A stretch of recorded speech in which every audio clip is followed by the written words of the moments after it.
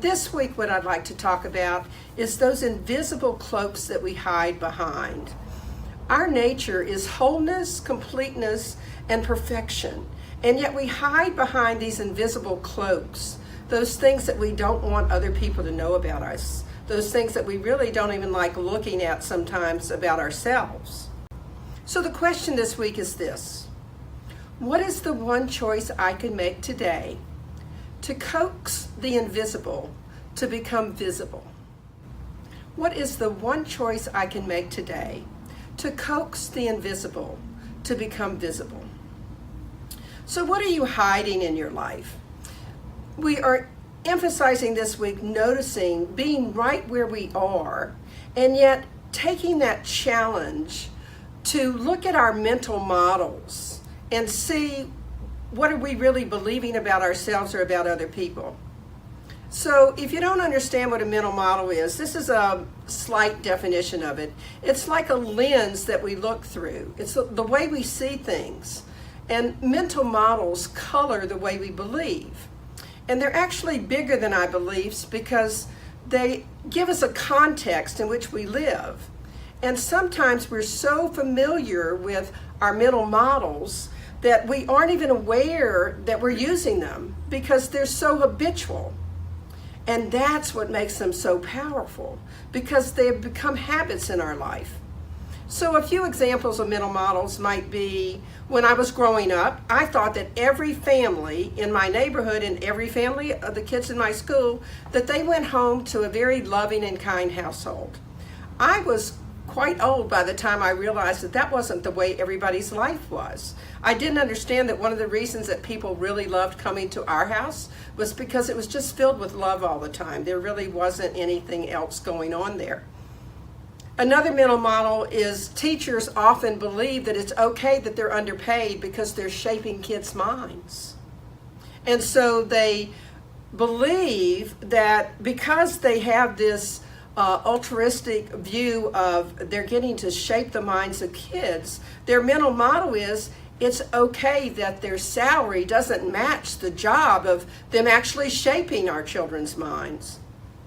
So everything we experience in our lives comes from our own mental models of the world. We've grown up creating these models day in, day out.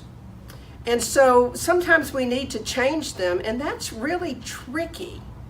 So ask yourself, have you taken a vow of poverty, a vow of victimhood, a vow of less than, or some other vow by which you live? Where is your invisible cloak? And do you want to ditch it? So how to ditch it is actually the topic that we're talking about today. You know, we often hide parts of ourselves because our mental model tells us if other people knew that, then they would whatever. Like if other people knew that I yelled at my kids when they were growing up, they might have a less version of who I am as a person. They might believe that I'm not a very good minister. We all have things that we do in our lives that we would prefer that not only that we hadn't done, but that other people don't know about them. My mental model of the world was such that when I was at a community in Portland, it took me years to tell people that I was actually a geek, because my mental model of geeks was that they weren't good communicators and that they kind of stayed to themselves. And I didn't fit that model because I felt like I was a pretty good communicator, and also I didn't like being by myself all the time. So I hid the truth for quite a while, because that truth in my mental model was that other people would treat me differently as soon as they knew. And I think a lot of us do that. It's like the elephant in the room. We want it to go away, but we're not acknowledging that it's in the room. So what is the elephant in your mental models? And here's the thing. Mental models and trying to change them or get rid of those invisible cloaks that we have, it's not about eliminating them, and it's not about fixing them. It's about taking another look at them and examining whether or not they're really the truth, or whether they're keeping us from living fully truthful. And that's a big distinction. We're not talking about trying to fix ourselves or go back and look at every mental model, but it is a good idea to actually look at how are you living your life, and are there places in it where you feel like you don't have much influence? Because the truth is, you have influence over every area of your lives. So when you're in a sailboat, they have this trim tab, and the trim tab allows the boat to move through the water more efficiently. And there's also a rudder, and if you change the rudder, you can direct the boat in a different direction.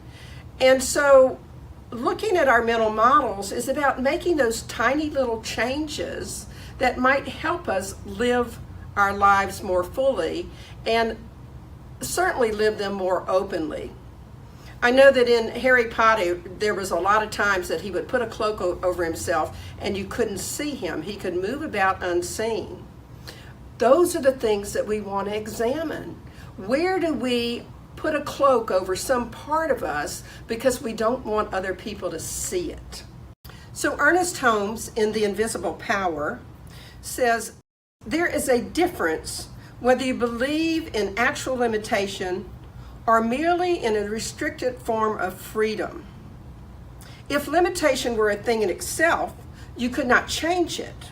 But since it's merely an outline of experience, why not use your imagination to exchange that experience? And this is the heart of our mental model discussion here.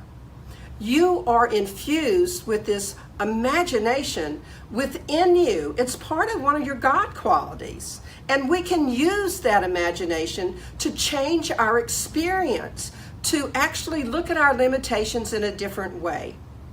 I actually was amazed at how people reacted to me being a geek. They said, wow, you really have right brain and left brain usage. So it was so different than what my model would have been. It was like, I guess I should have told people sooner. So what we're going to do now is take a look at how we actually can celebrate our failures. Do you know that Edison actually celebrated failure? He knew that failure was just one more thing he had learned that wouldn't work. And we can't replace all of our mental models, and we're not always aware of which of them are working or not. But when we start to work on replacing a mental model, we have to be careful that we actually replace it, because we tend to want to go back to what's familiar and the way we've been living for years and years, maybe with the mental models from when we were children. So I invite you to make a list of all the things that aren't working in your life. And some of those things might be hard to admit. But once you've made the list, you can look at what mental models you have that are associated with each item on that list and see what is your thought around that. Now, my thoughts wouldn't necessarily be the same as your thoughts around it, but when you look at it and you ask yourself what's my thought around that, you're starting to develop what is your mental model around that.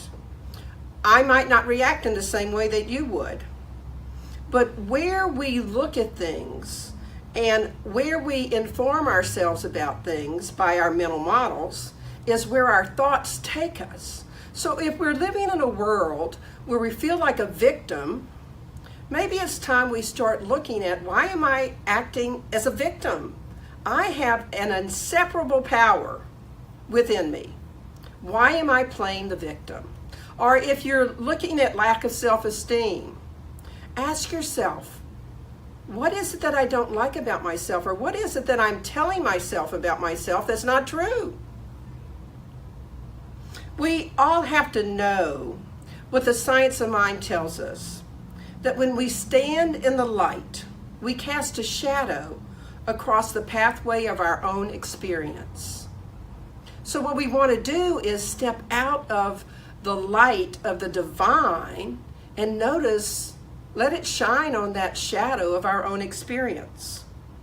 We have to instill within ourselves that fundamental proposition that's part of our philosophy, that good is without bounds. And in Psalm 23, it tells us only good and loving kindness shall follow me the days of my life. So we all have mental models that aren't serving us.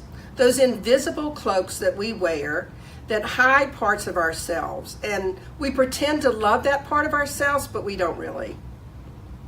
It may be difficult for you to define all your areas where you have invisible cloaks. So one of the things that you might do is ask somebody you trust to tell you the truth. What do they observe about you and those places within you that maybe you hide? They might not have the answer, but if they know you well enough, they probably can give you some hints. Where in your life do you have an opportunity to release the mental models that aren't working with you?